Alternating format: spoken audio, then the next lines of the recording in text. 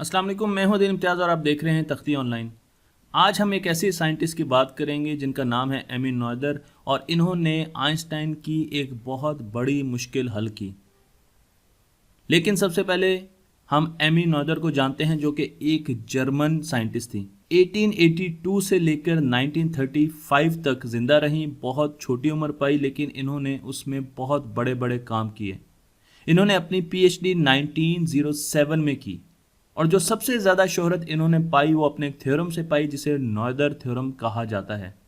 इन्होंने इस थ्योरम को 1918 में पब्लिश किया और आज तक इनको इस थ्योरम की वजह से बहुत ज़्यादा रिस्पेक्ट दी जाती है। यहाँ पर यह भी बता दूं कि इनकी ज़िंदगी बहुत मुश्किल में गुजरी और औरत होने की वजह से इनको बहुत ज़्यादा मुश्किलात का सामना करना पड़ा। लेकिन इन्होंने हमें एक ऐसा थ्योरम दिया जो हमें ये बताता है कि हमारी कुदरत के, नेचर के फिजिकल लॉज कहाँ से जनरेट होते हैं। और इन्होंने हमें ये बताया कि हमारी फिजिकल लॉज नेचर की सिमेट्री से जनरेट होते हैं।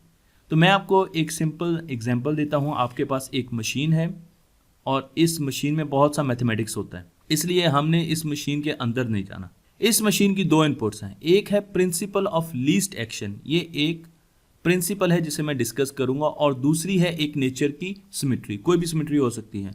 और जब दो चीज़ें हम इसमें डालेंगे और उसके बाद हम एमी नोएदर का मैथमेटिक्स करेंगे तो हमारे पास जो आउटपुट आएगी वो एक लॉ होगा, एक नेचर का फिजिकल लॉ होगा। चलिए सबसे पहले देखते हैं कि प्रिंसिपल ऑफ लीस्ट एक्शन क्या है।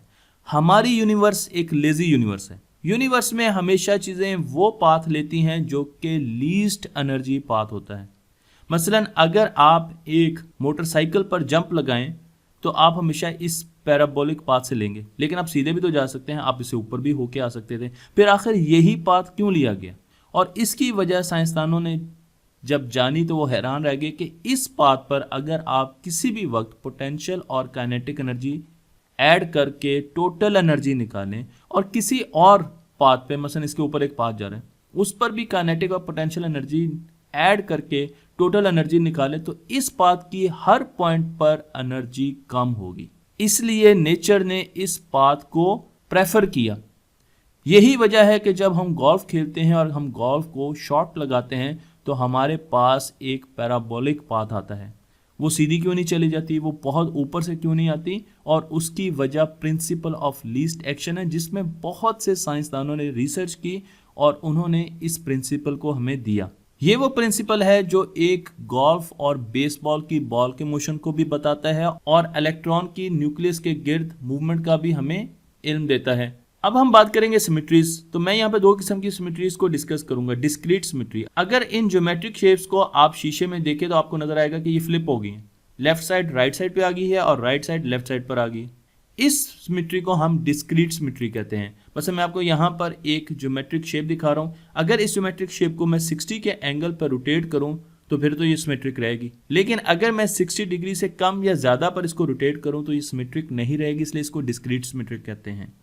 इसी तरीके से स्नोफ्लेक को भी हम एक खास एंगल पर रोटेट करेंगे तो ये सिमेट्रिक रहेगा, अदरवाइज ये सिमेट्रिक नहीं रहेगा, इसलिए ये भी डिस्क्रीट सिमेट्री को फॉलो करता है। और ये बता दूं कि ट्रायंगल तो सिमेट्रिक है ही नहीं, क्योंकि हम किसी भी ऐसे एंगल पे इसको रोटेट नहीं कर सकते जिसे हम इसको पहचान ना सकें। इसी तरीके से दूसरी सिमेट्री हमारे पास कॉन्टिन्यूस सिमेट्री आती है। मसलन अगर आप स्फीयर को मूव करें किसी भी एंगल पर तो ये सिमेट्रिक रहेगा। इसी तरीके से इस सीडी को अगर आप मूव करें इसी एक्सिस पर तो ये आपको सिमेट्री देगी। यहाँ पर यह बताना बहुत ज़रूरी है कि एमी नोएदर का जो थ्योरम है वो कॉन्टिन्यूस सिमेट्रीज पर अप्लाई होता है, डिस्क्रीट सिमेट्रीज पर अप्लाई नहीं होता। ये एक बहुत अहम पॉइंट है।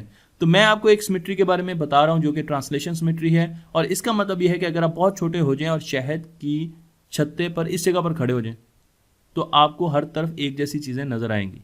और अगर आप यहाँ पर चले जाएं, इमेजिन करें कि यहाँ पर शहद की मक्खियाँ नहीं है, आप यहाँ पर चले जाएं तो फिर भी आपको छत्ता वैसे ही नजर आएगा, आप यहाँ पर चले जाएं फिर भी आपको छत्ता वैसे ही नजर आएगा। इसका मतलब यह है कि आप स्पेस में एक्स से एक्स डैश पे चले जाएं या एक्स डबल डैश पे चले जाएं, आपकी इक्वेशंस को, आपके एक्सपेरिमेंट को कोई फर्क नहीं पड़ रहा है। इस चीज़ को हम ट्रांसलेशनल सिमेट्री कहते हैं। मसलन मैं आपको एक और इक्वेशन दिखाता हूं जो कि है y = x स्ट्रेट लाइन की। देखते हैं कि क्या ये ट्रांसलेशनली सिमेट्रिक है। मैं यहाँ पर x को -x के साथ रिप्लेस कर देता हूँ। तो जब मैंने x किया y = x तो मेरे पास ये स्ट्रेट लाइन है। लेकिन जब मैंने माइनस एक्स किया तो क्या ये सिमेट्रिक है? क्या आप इन दोनों में फ़र्क निकाल सकते हैं? बिल्कुल आप निकाल सकते हैं, इसलिए ये सिमेट्रिक नहीं है। इसका मतलब ये है कि हमारे पास x के लिहाज से y is equal to x की इक्वेशन सिमेट्रिक नहीं है, ये ग्राफ सिमेट्रिक नहीं है। लेकिन अगर मैं आपको y is equal to x square के ग्राफ के बारे में बताऊं, इस इक्वेशन के बारे में बताऊं, अब यहाँ पर आप x रखें या माइनस एक्स रखें, आपको एक ही किस्म का ग्राफ मिलेगा। आप इसको रिवर्स में भी कर दें तो आपको उसी किस्म का ग्राफ मिलेगा, और इसका मतलब यह है कि ये ग्राफ सिमेट्रिक है। आपका function with respect to x symmetric है। y is equal to x square एक सिमेट्रिक फंक्शन है। चलें अब इस मशीन का इस्तेमाल करते हुए हम कुदरत का एक लॉ डिस्कवर करते हैं।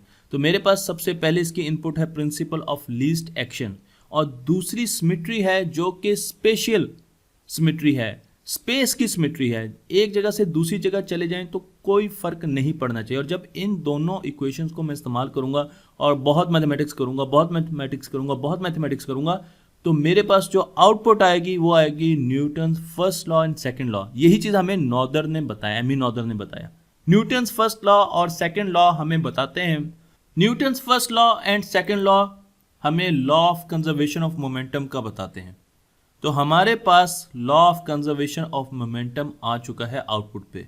हमने स्पेशियल सिमेट्री से law of conservation of momentum निकाला। इसका मतलब यह है कि स्पेस किसी तरीके से मोशन और मोमेंटम के साथ ताल्लुक रखती है। क्योंकि मोशन के लॉज स्पेस चेंज होने से चेंज नहीं होते, इसलिए मोमेंटम कंजर्व रहता है। इसका मतलब यह है कि आप स्पेस में कहीं भी चले जाएं तो मोशन के लॉज जो हैं वो एक जैसे रहेंगे, और उससे हमें ये पता चलता है कि मोमेंटम जो है, मैथमेटिक्स से पता चलता है कि मोमेंटम कंजर्व्ड है। इसी तरीके से दूसरी सिमेट्री की बात कर रहे हैं जो कि टाइम सिमेट्री है। आप किसी भी क्वेश्चन में टाइम t डालें या t डैश डालें, उसको फर्क नहीं पड़ना चाहिए। इसका मतलब ये है कि वो सिमेट्रिक है with respect to time.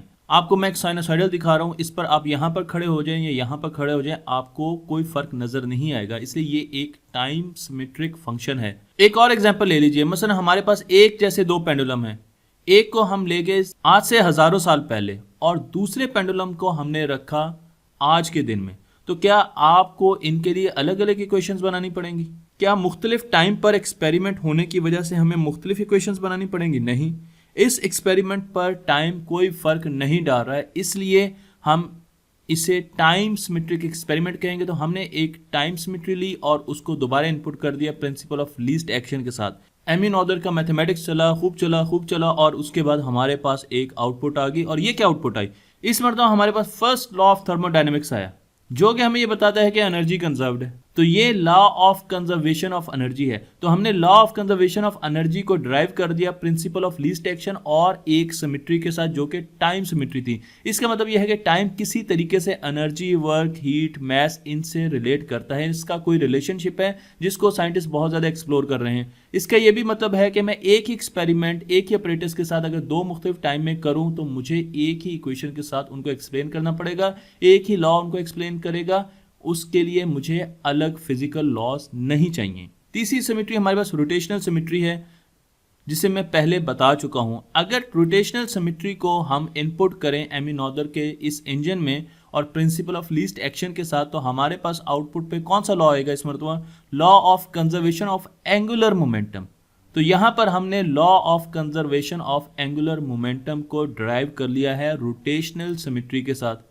Quantum level पर चले जाएं तो क्वांटम लेवल पर भी कुछ सिमेट्रीज आ रही होती हैं। उन सिमेट्रीज को अगर हम इनपुट करें प्रिंसिपल ऑफ लीस्ट एक्शन के साथ इस मशीन पर और खूब मैथमेटिक्स करें तो हमारे पास law of conservation of charge आ जाएगा।